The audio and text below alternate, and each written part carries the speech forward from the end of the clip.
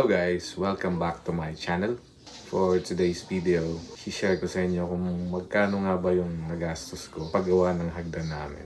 Kung bago ka lang sa channel ko guys, please feel free to subscribe.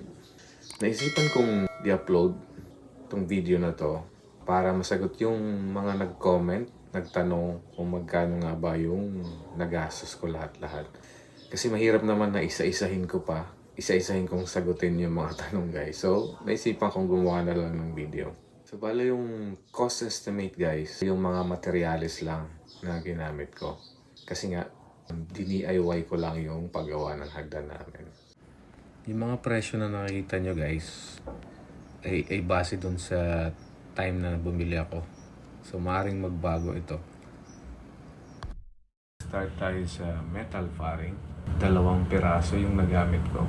So, 100 pesos yung presyo niya per piece. Tapos yung total price niya is 200 pesos. Next naman is yung fiber cement board or Hardiflex. Bali 2 piraso yung binili ko. Pero hindi naman siya naubos guys. Kasi nga, kalahati lang ata yung nagamit dun sa pangalawang Hardiflex.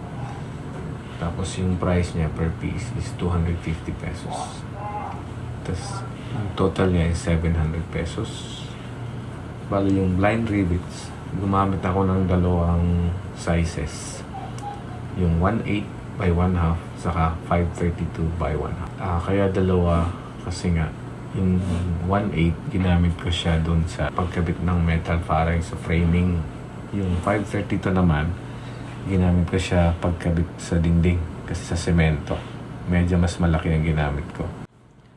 So tig-pipiso yung isa nung blind rivets. Bale 200 pieces yung binili ko na blind rivets na 1/8, tapos 100 lang yung 532. So nasa 300 lahat-lahat yung blind rivets. Vinyl planks yung nabili namin 167 pesos yung presyo niya. Tapos 7 piraso yung binili ko. Pero mas maganda guys, based sa experience ko, pasobrahan nyo ng isa. Kasi in case magkamali kayo, meron kayong sobra na magagamit. So bali 1,169 siya. So yung presyo ng vinyl guys, depende yun sa brand. Sa may mas mura na vinyl planks, kataon na ito yung napili namin kasi mas maganda siya, tapos matibay, makapal, tapos hindi siya madulas kasi meron siyang parang rough edge. So stair nosing, 2 piraso yung binili namin. 2 piraso yung binili ko, 600 pesos yung isa. Tapos 1,200 pesos lahat-lahat in total. Yung stair nosing guys, yung presyo niya depende pa rin yan. May mas mura, may mas mahal. Water-based adhesive. So ito yung ginamit kong pang dikit ng vinyl planks.